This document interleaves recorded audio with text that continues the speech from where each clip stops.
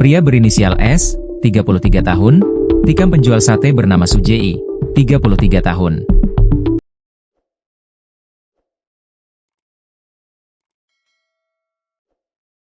Penyebabnya, sang pelanggan marah lantaran daging yang dimakannya menyangkut di giginya.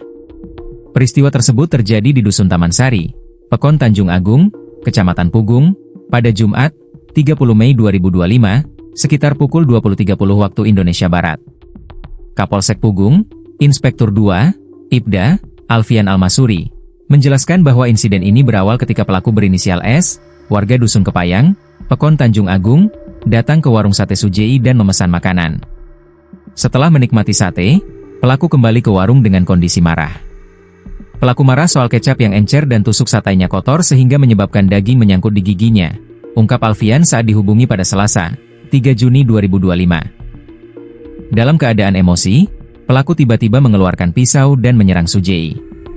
Akibatnya, korban mengalami luka tusuk di leher, tangan kiri, dan dada.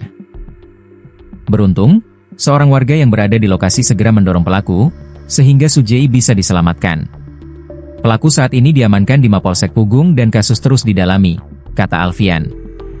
Ia menambahkan bahwa pelaku dikenakan pasal 351 ayat 2 KUHP dengan ancaman pidana maksimal 5 tahun penjara.